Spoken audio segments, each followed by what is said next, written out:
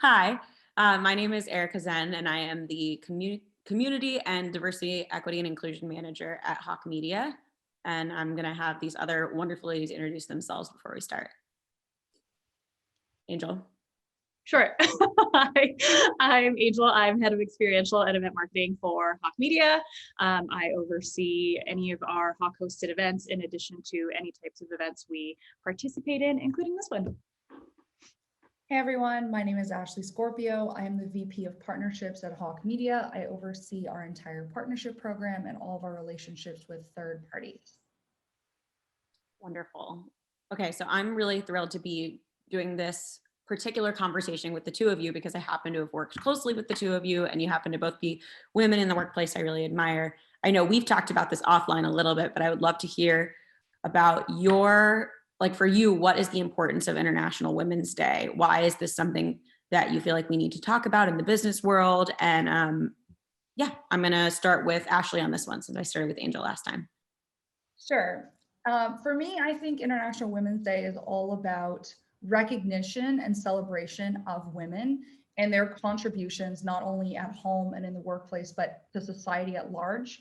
And I think that's extremely important because there's so many issues still facing women every day, even let's say equal pay, right? And if you're not being recognized for your work, it's highly unlikely that you're going to be appropriately compensated for your work. So I think a lot of change starts with recognition, not only because it's important to feel like your contribution matters and to either get words of affirmation for that, either again at home or in the workplace, but also to ensure that you are being compensated appropriately for what you are providing and what you are doing.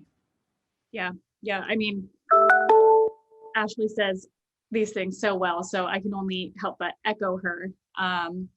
I think awareness is key to this. I can't even believe I'm saying that in 2021. I can't believe I'm saying that a march or a month has to be what recognizes women and who we are in the home life, in the workplace. So I'm hoping that things like this, events like this, months and days like this make awareness more normal for us, because it shouldn't have to be experiences like this where we can discuss how important we really are. So I guess that's why truly it's important to me, because it seems like the time and place to always like speak up and speak a little louder, and where we more have the place to do so. But in short, I want to normalize that, where we feel like we can speak up in this place anytime, any day, not just International Women's Day. Yeah, I love that, Angel. I think to kind of tie together a little bit of what you both are saying, to me, International Women's Day, having a whole month to talk about women's issues is essential, because I do think it's kind of a two-part thing. There's the celebration part that is fun and happy, and we want to make all of our women feel acknowledged for the things that they're doing, particularly because they may not be receiving acknowledgement in their regular lives. But I think there's another half of this that's also pretty uncomfortable and not necessarily super happy per se. And that is having the tough conversations in spaces where women aren't getting what they need. And so while I completely agree and echo your sentiment that it's crazy we have to have a month to talk about this, I'm also really grateful that we do, because otherwise the anxiety and the resistance to these tough conversations might just be too much and we might not ever have them. So I'm really grateful for the opportunity to do both, to celebrate and to kind of push the envelope and say the uncomfortable thing, like hey, I just noticed that you were talking over a woman in this meeting, and that's not okay. This kind of stuff that's not easy to say, and especially when you love the people you're working around, but really do need to be said in order for change to be made. Yeah, I love that. Yeah. So my next question, I'm thinking about in our space in particular. We work for a digital marketing company. I know that historically marketing has had this kind of Mad Men persona to it, which is a great show, by the way, if you haven't seen it. But I want to kind of hear maybe a little bit about where you think women bring extra power in the digital marketing space, but then also some of the challenges women may face or that maybe you've experienced in digital marketing in particular. I think Something that comes to mind that I actually heard recently on one of the clubhouses that we hosted, one of the entrepreneurs said, I may not have a seat at the table, but I'll make one. And I think that's the struggle that we deal with every day as women in digital, women in business in general, is because we aren't seen as decision makers. So I think that's the challenge that we face. But I think that's the challenge that makes us grow as well. Because to her point, she makes the seat, right? And it's unfortunate it has to be that way, but that's how we get respected, because we don't need to have a man pull the seat out for us to sit there and be like, hey, okay, we're here. We just barge in there and we tell them what we need and what we need done. So I think that's kind of, I guess, to answer your question, really the advantage is because we have nothing to lose as women, right? Like, we're already, I guess, second place when it comes to things like this. So what's the harm in being a little bit more aggressive in trying to get what we want? Because it's a challenge that we face every day. But I think that's the beauty in it as well, because it, like I said, it just forces us to grow and forces us and challenges us to be better people and better leaders and better entrepreneurs, especially within the digital space. Because for us, we're consistently, we're like the madman mindset that you're saying. So yeah, I think that's kind of my answer. Ash, what do you think?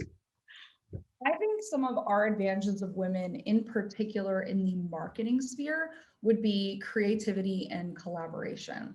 You know, marketing is primarily a creative art, less of a science, although in performance digital, it is pretty scientific and pretty surgical at times, which is great. But at the end of the day, all campaigns typically start with not only a goal, but an idea of how to achieve that goal. And how can we make this fun and interesting and engaging for our audience to get them to convert on these ad campaigns that we're running? So, you know, scientifically speaking, women are the more creative gender. And it is something that we can lean into. You know, at times, perhaps women were dismissed for this very same trait, for not being perhaps analytical enough or logical enough and being more creative and ethereal. But I think in marketing, this is a secret weapon.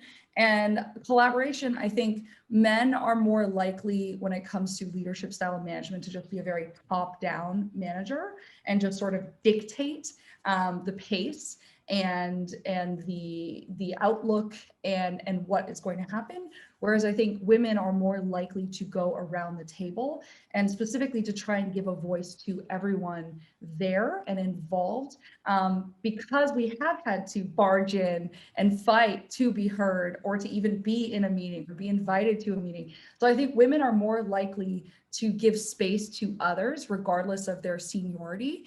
And I think that that's actually really important, because think of all the thoughts or ideas that could otherwise be overlooked if we don't listen to more people within our organizations, teams, or departments. And the diversity of those thoughts and ideas, especially coming from different people that might not otherwise feel empowered to speak up if they're not specifically called upon or given that space. Yeah, to finish, kind of like, I love what you said, Ashley, about how historically the creative and the inclusive kind of aspects of typically female, like them being typically female qualities have been kind of overlooked. But I mean, there's a lot of scientific evidence to prove that organizations that embrace diversity and actually ask for the opinions of everyone else are far more successful than those that don't. So kind of bringing together the creative and the analytical, there's actually science to back up that does prove success. And I really love that. Okay, so my next question is, I think you guys have spoken a little bit to some of these qualities, but I'd like to hear specifically, what qualities do you hope for in the next generation of women who work in either digital marketing or in business?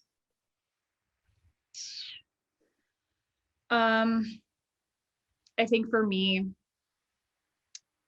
fearlessness, like continue that. I think there's no room for apologies anymore. We've done that long enough as women. We should just, I hope the next generation doesn't feel the need to say sorry for what they think or what they feel or for what they want. And I guess tenacity in general, you know, kind of ties into that whole fearlessness thing, is never be afraid, just go after what you want, even if you think you're going to fail, because that's the best part about failing, is getting back up to prove everyone wrong. So I hope that for the next generation, truly.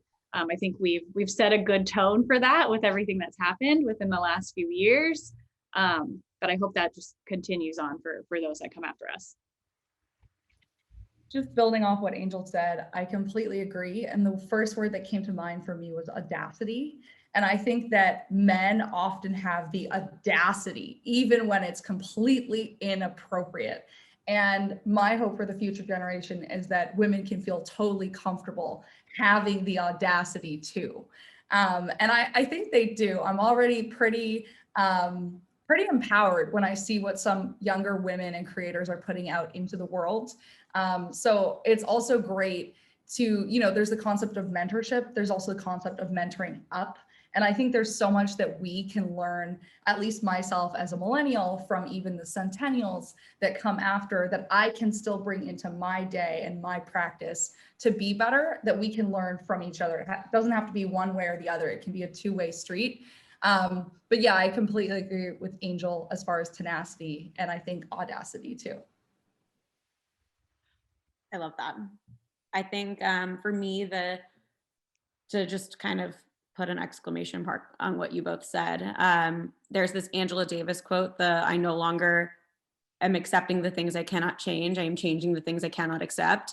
And there is definitely that quality in women who exist today in business, just because in order to be here, you have to have.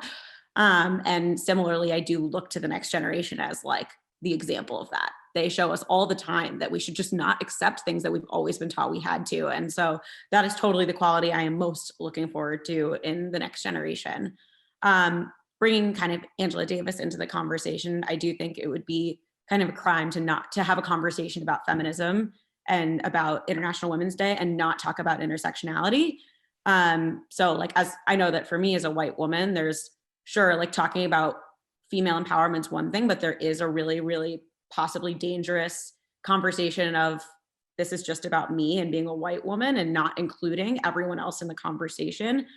So I just kind of wanted to have a quick little dialogue about like the importance of intersectionality and what we as women, I mean, Ashley, for you and I as white women, can be doing to make sure that it's not just white women who are getting the power here, that we're including everyone in the conversation.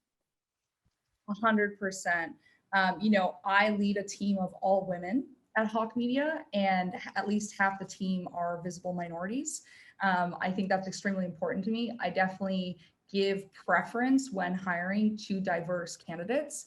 And it's always a discussion between myself and, we have an amazing HR team and recruiting team, so they always do a great job. But I always take the time before the process begins to give them that reminder that diversity is extremely important to me and that I want to be part of that change and make sure we're giving equal opportunities to different people from different groups. So that's one thing that I've always done. And outside of work, one thing that I've always dedicated a lot of my time and my life to in particular is supporting the Jewish community.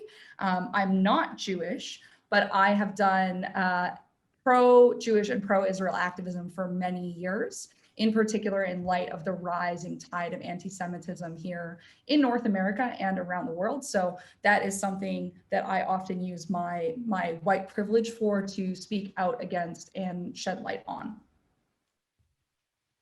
Yeah, I mean, I think for me, to kind of tie into what Ashley is saying, obviously a minority and someone a part of that community, it's just important to have those conversations and to challenge myself, again, to kind of go back to what I said previously, to be unapologetic and to have those uncomfortable conversations, even if I know how closely my feelings are attached to them.